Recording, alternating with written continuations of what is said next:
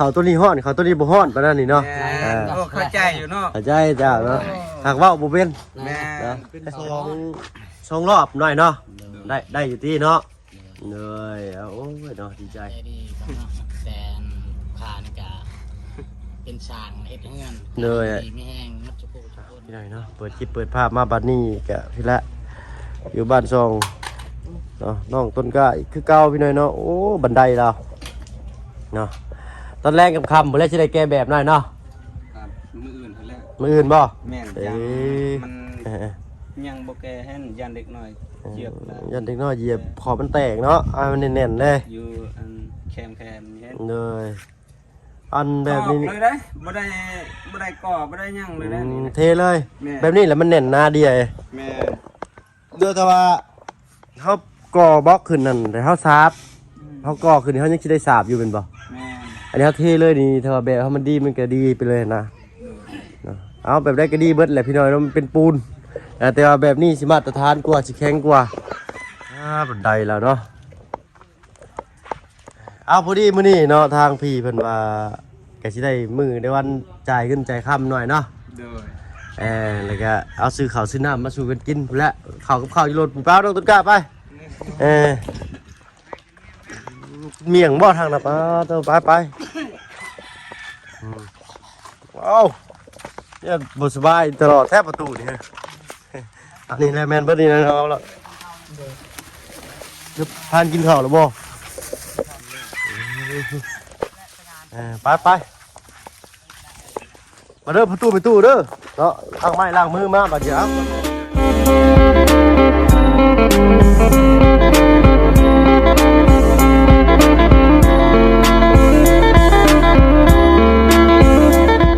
กับทักทายพี่น้อยเนาะกับทักทายสบายดีผู้ใหญ่ใจดีเลยกับ FC เบิร์ดทุกท่านเขามาหามาชมช่อง YouTube บ่เพิ่งเคยหลายคือเก่าว่าฝั่งไทยฝั่งลาวและก็ทั้งฝั่งต่างประเทศก็ยินดีต้อนรับเข้าสู่ช่อง YouTube บ่เพิ่งเคยหลายเช่นเคยพี่น้อยเนาะเอามื้อนี้เนาะทางไปตู้เพิ่นได้ยังกินไข่ต้มครับแจ่วก็ลวกผักเนาะแต่ละมื้อได้สิบ่ไอ้ซักแต่ละมื้อก็หักเอา2 มื้อ 3 มื้อนี่แหละอ๋อ3 มื้อได้ไข่เนาะทางผู้ใหญ่ใจดีไก่นั่นแหละไข่ที่เคยซื้อมาให้แต่เก่าได้กินยังแต่ต้นบ่มีไข่เนี่ยกินแต่ผักเอาเนาะสบายดีปลาลุงก่อนเด้อเนาะเลยเอาไปตู้ย่างไปแช่นั่นมาที่แม่พี่เนาะมาสบายดีปลาลุงเพิ่นแน่เนาะสบายดีเลยเนาะปลาลุงเพิ่นว่าอยากได้ยินเจ้าเว้าแน่เด้อกับประตูเด้อแม่ก็จักเว้าจักสิเว้าเนี่ยแหละมีแต่ดีใจได้เฮือนใหญ่นี่แหละเฮือนหลังใหญ่เลยสบายดีเด้อบ่ประตูสบายดีเลยสบายดีบ่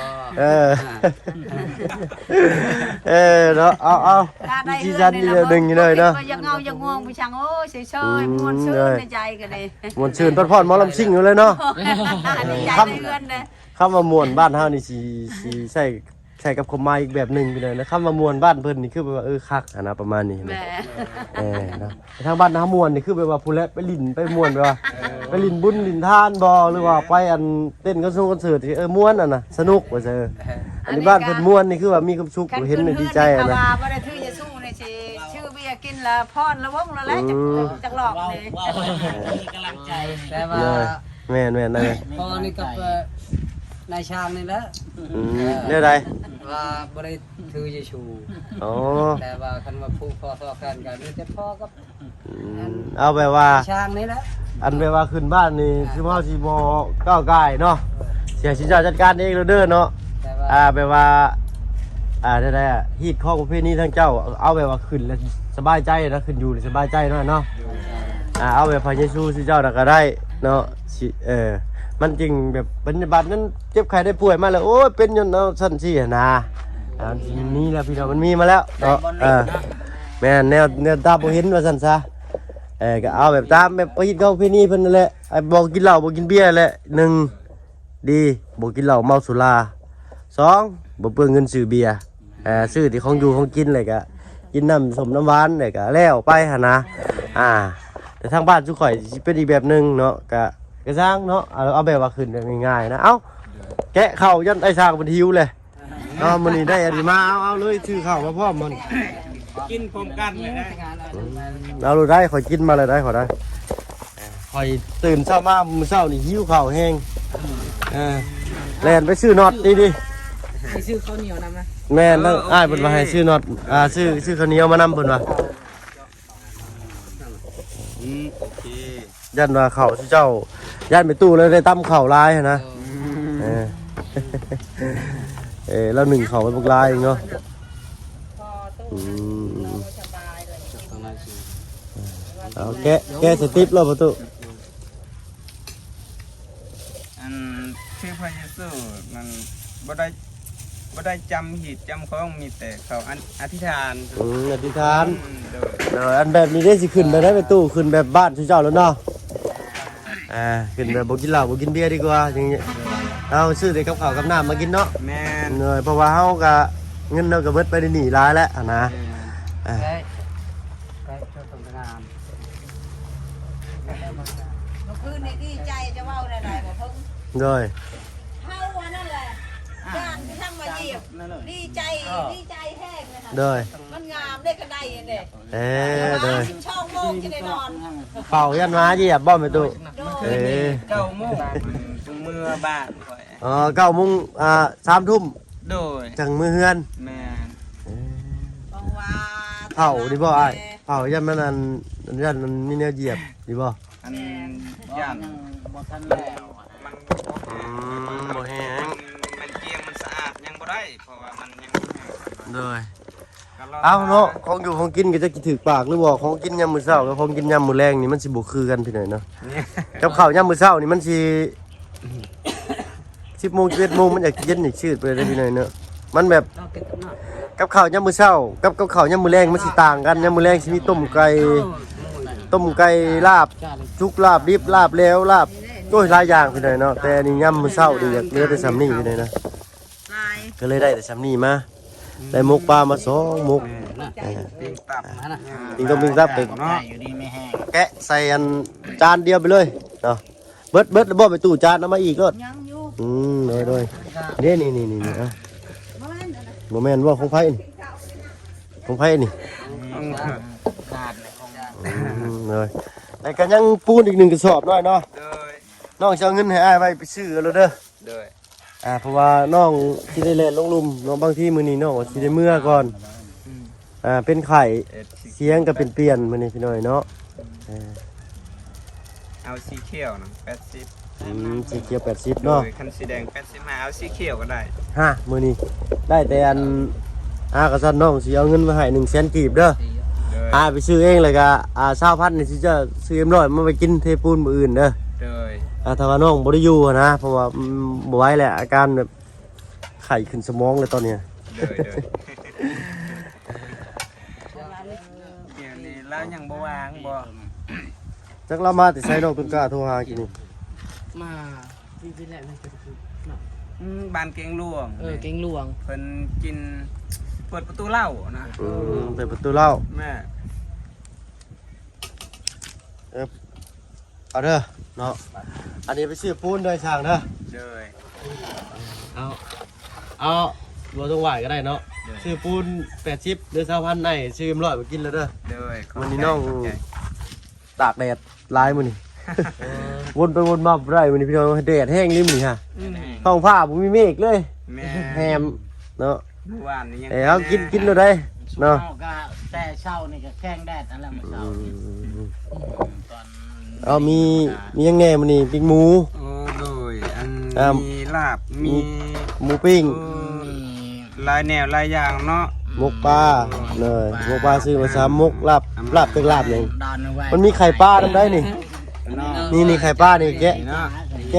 ะอันหนึงก็ได้หรือแกะเม็ดก็ได้เนาะเผื่อต้องใช้ผมมาต้องใช้บ่มาไปหน่อยเนาะ โดยเอาขอบใจ อันนี้มีไข่ปลานะ ใจดีก็ขอบใจทางเบาเพิ่ง เลยเนาะใช้เป็นตู้เข้ามาได้ไหมเนาะยืนใส่รถได้เนาะโต๊ะตั้งเฮาบ่มีบ่เป็นหยังสึกอยู่นะ ย้ำมาเข้ามากินแล้วได้น้องต้นกล้าอยู่หัวโต๊ะผมก็ได้ จะเริ่มหายนะ เอาพอตู้เอากินพร้อมกันได้ไหมตู้เอามาเนาะ เชื่อเลย ทางผู้ใหญ่ใจะดีเพิ่นให้เกียรติชื่อกับข้าวกับน้ำมากินนํกัน เด้อ ให้เฮาต้องให้เกียรติเพิ่นกินนํกัน đó rồi rồi กระเตาพิจาร ได้ ณา แล้วก็เต้า เฮ็ดมันยังนอกบ้านนี่เนาะข้าวตัวนี้ฮ้อนข้าวตัวนี้บ่ฮ้อนปานนั้นนี่เนาะ แม่โอ้เข้าใจอยู่เนาะ เข้าใจจ้าเนาะหากเว้าบ่เป็น แม่ khẩu hon và đôi cái tàu เนาะ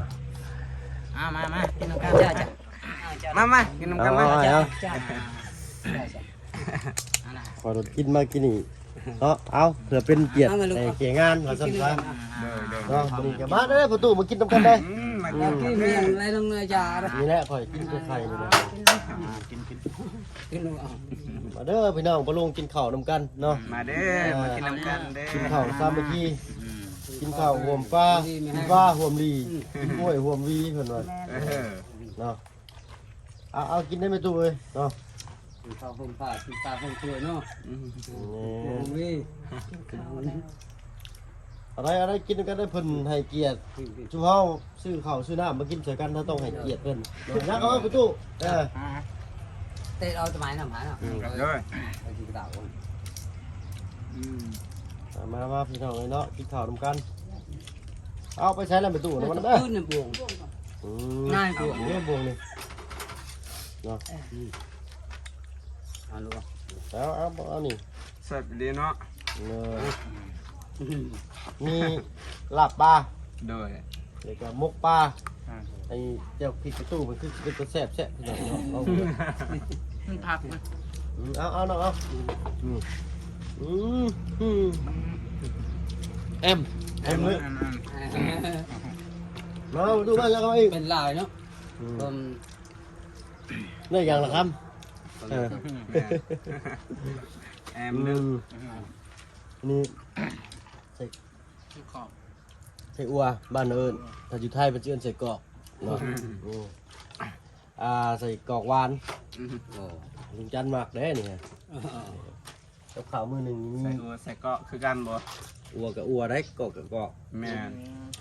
คุณ อัน ซื้อ คือมันนั่นเนาะอาม่าไข่ลูกบัดกลายเป็นไข่เละมันเละ มันให้ลูกเอากินเนาะแล้วประตูใช่ป่ะลองกินดู cha này mà cha รำนะ ถอดออกรถต้องกล้าจากไม้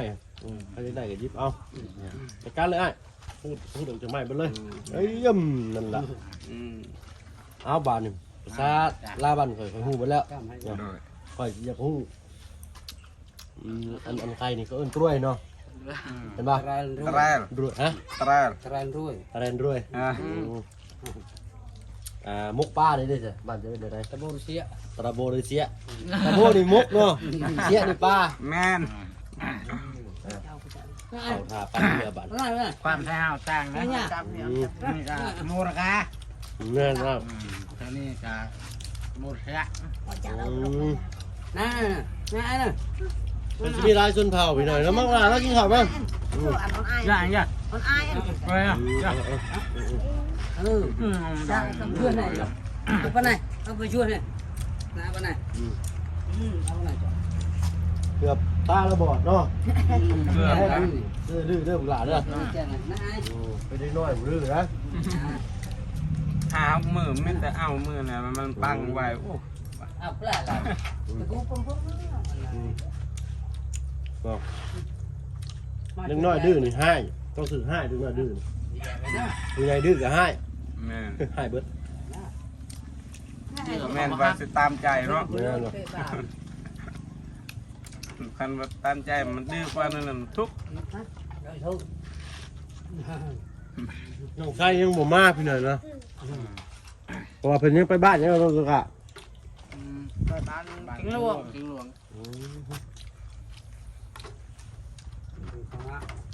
ต้มไข่จ้ำเจียวพริกเลยเนาะแซ่บเอาเนาะไปทางอันสร้างไปกินข้าวคำใหญ่ๆก่อนเช่นว่าอ้ายก็กินข้าวคำใหญ่บ่ได้ก็นัวหัวมวนเด้อพี่น้องเด้อเนาะผิดพลาดประการใดก็ขอโทษขออภัยยานกล้องกินบ่ลงคอ โดยกินข้าวกันพี่น้องเนาะ เป็นอย่างนั้น เอาพี่ดอยเนาะกินข้าวอิ่มพี่มีพญากันแล้วก็พักผ่อนหย่อนใจจักหน่อยเนาะจังมาตื่นเต้นกันต่อนายหลัง ได้ไม่ตู้กับข้าวแซ่บบ่ แซ่บ แซ่บบ่น้องตุนกะ แซ่บ แซ่บบ่ผู้ตู้ทั้งอ้ายช่องสร้างเขาได้ซะ แซ่บลาย แซ่บหลายเนาะแอมลือเนาะ เอาเนาะก็นัวหัวมวนกันมาพอแล้วก็สิให้ขอบุญขอบคุณทางพี่เพิ่นเด้อเนาะเลี้ยงกับข้าวกับน้ำมื้อนี้เนาะเอาตั้งมุกตั้งใจขอบใจเพิ่นก่อนพี่น้อยเนาะเอาขอบบุญขอบคุณทางพี่เพิ่นเนาะที่ได้เลี้ยงข้าวเฮามื้อนี้เนาะเอาก็ยังตบบุญแทนคุณมีแต่คำอวยพรโดยใจทางบ่เบิ่งเด้อพี่น้องเด้อเนาะอยู่ดีมีแรงอยู่เย็นเป็นสุขเด้อเด้อเนาะบัดนี้เลยก็สิเข้าเรื่องเลยเนาะมื้อนี้ก็สิได้มอบเงินเนาะค่าสร้างให้ทางน้องต้นกล้าเลยไปตู้ประตูเป็นให้ช่างเด้อเนาะ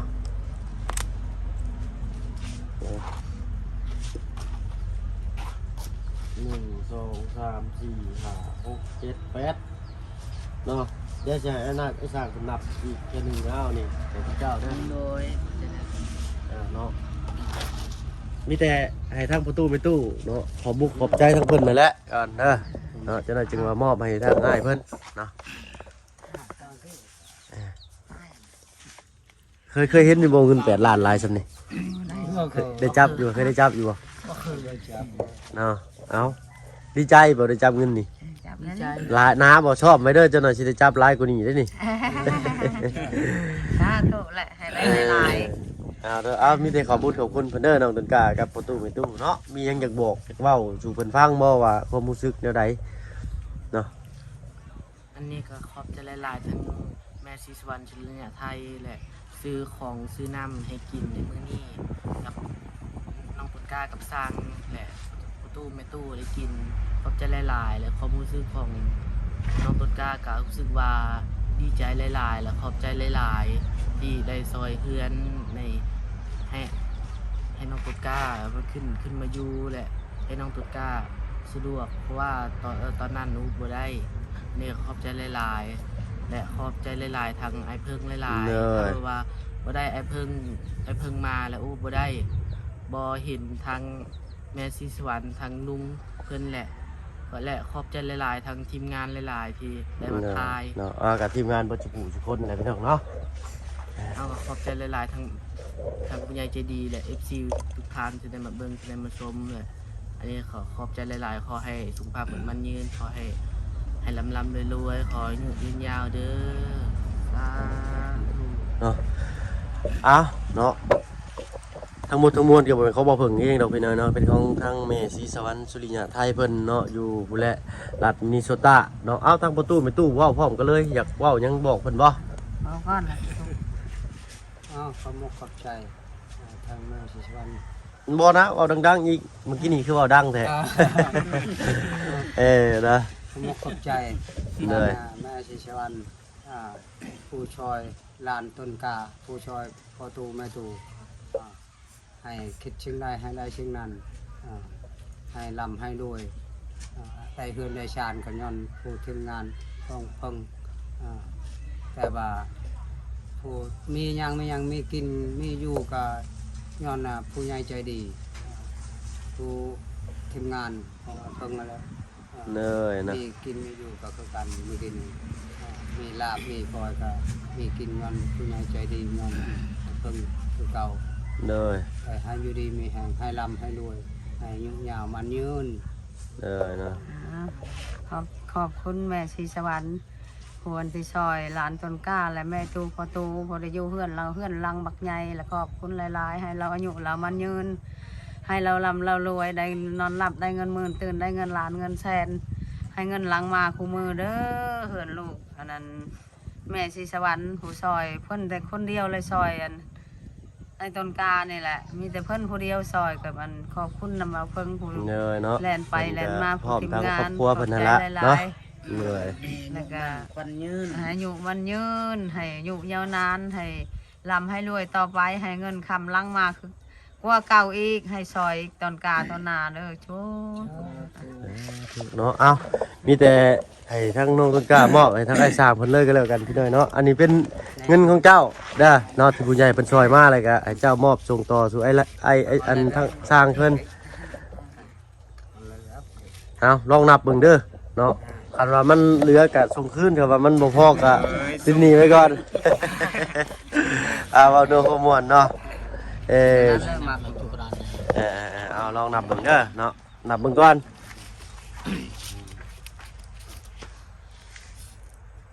บางทีเราแบบว่า จ่ายเป็นสองรอบหน่อยเนาะได้อยู่ที่เนาะเลยโอ้ยเนาะดีใจสั่งฝีมือดีน้ำใจก็งามอีกเนาะเอา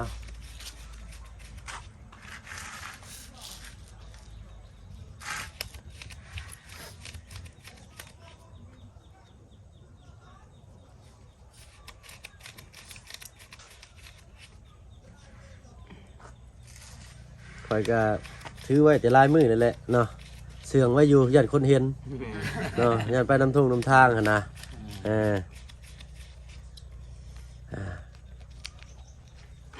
ปึ๊บ ตัวหน้าปูมัดมือบ่ได้แล้วเนี่ย 4 5 6 7 8 โดย8 บ่เหลืออะไร บ่เหลือเนาะ บ่เลย ย่างเด้อมัดไว้ก่อนเนาะฮอดลูกฮอดเมียเด้อลูกเมียดีใจแล้วเนาะ ใจ ขอบใจ โดยเนาะเอาอัน ใจลำ เป็ นี่ นไง ด้วย ใจดีให้ร่ำรวยให้สุขภาพแข็งแรงให้อยู่ดีมีสุขใจสุขกายให้อายุมันยืนให้อายุเกินร้อย เด้อ สาธุเด้อ เนาะเอาเพิ่นก็ได้มอบเวียกมอบงานให้เฮาก็มีรายได้ไปจุนเจือเลี้ยงดูครอบครัวอีกหน่อยเนาะ โดย เอาเนาะเอาเฮ็ด และขอบใจทางบ่าวเพิ่งน้ำ โดย ทางผู้ใหญ่ใจดีของเนาะแต่ขานี่ก็เป็นช่างเฮ็ดเฮือนดีไม่แห้งมัดทุกคนทางนั้นเบาเพิ่ง โดย ให้อยู่ดีไม่แห้งมันรับได้หมื่นเตือนมาพอให้ได้เงินแสนแบนมือมาให้ได้แก่มื้อนี้โสดโทษผ่านมาจากบางเบียดเด้อมีสองกันสองฝ่าย โดย มีอายุมันควันยืนเอาซา สาธุยกที่เก้าเท่าที่หัวเอาพี่น้อยเนาะ ชีมอน เลย อาสาง เลยเนาะเอาเนาะกาย้อนน้ำผักน้ำแห้งของชุ่มอ้ายนี่ก็ได้เนาะโอ้สมเพิ่นเป็นพ่อซื่อได้นี่เนาะเพิ่นเป็นพ่อซื่อเด้อเนาะลืมบ่เพิ่งก็ถ้าก็คิดพ่อว่าเพิ่นเป็นพ่อซื่อเนาะในงานแต่งเพราะว่าคำจาแล้วนี่โอ้มวนลื่นหูพี่น้อยเนาะอ้าวก็คือว่าอะไรคนเฮานี่ไปไสก็เฮียนฮู้บ่ทันมักเฮียนฮู้เฮาสิมักมีความรู้ได้เนาะทางอ้ายเพิ่นโอ้ไปหลายบ้านหลายซองเนาะเจ้าเว้าได้จักภาษาอ้ายทางชนเผ่าสิเจ้า ว่าภาษาตะโอ้ยการจักทำกินข้าวกินนานมาแล้วนะจากภาษาเวียด โอ้ภาษาเวียดก็ได้ภาษาลาว แมน โดยภาษาตะโอยนี่จะคล้ายคือกับภาษาเพิ่นบ่หรือภาษาเดียวกัน มันอยากต่างหน่อยนึง ต่างหน่อยหนึงเนาะโดย แบบว่ากินข้าวทางเฮาว่าจะโดย โดย ทางนั้นว่าจะโดยมันก็ต่างหน่อยนึงเลย เพิ่นสิใช้เสียงออกเสียงคือกันซื่อๆพี่น้อยเนาะ เช่น เอ้าเนาะบัดนี้ก็เหลืออยู่ ไม่ดังประมาณตาเพื่อน ดังทำได้ทำนึง ดัง เลย ก็ไม่เห็น ยอมและภาษาเถยแต่ภาษาเวียดเนี่ยใช่แน่ โดยภาษาเวียด เวียดนามเหนือเวียด อ่าน าม อังเกิมบ่กินข้าวนี่อังเกิมบ่ แม่ เติมมากินข้าวนี่แหละ แดบดำนี่มันงามเนาะ แม่งามร้ายเลย แบบล แดบดำ เอาว่าเพิ่นก็บ่ค่อยฮู้บ่ได้ดอกพี่น้อยเนาะเฮียนฮู้มาจากลุงจันทร์คือกัน ถ้าว่าอยู่กับเพิ่นตลอดนี่โอ้ซึมซับได้เนาะถ้าว่าคนมักเฮียนฮู้นี่สิมีความฮู้เพิ่นยังว่าอยู่เด้เนาะเอาสรุปแล้วบ้านสองเงินซ่านเพิ่นก็โอ้พี่ใหม่ลายมือนี่บ่ธรรมดาพี่น้อยเนาะเอาถ้าว่ามีงานหน้าหรืองานใกล้เคียงนี่เนาะผู้ใหญ่ใจดีเพิ่นได้เห็นแล้วเพิ่นอยากเอิ้นใช้อีกเดี๋ยวทางน้องสิหาอีกเด้อเนาะ เนาะให้เฮงปังตลอดปีตลอดไปทั้งผู้ให้และผู้รับพี่น้อยเนาะเลยบัดนี้เหลืออยู่8ล้านกับ500,000เนาะ โดย เลยผู้และขึ้นเฮือนขึ้นชานผู้เลยหน่อยเนาะ โดย ถ้าว่าบ่ทันดิซะก็ยับอีกหน่อยหนึงก็ได้เนาะ โดยบ่เป็นหยัง โดยโอ้ยดีอกดีใจพี่น้อยเนาะ ผู้เดียวเนาะ เลยผู้และ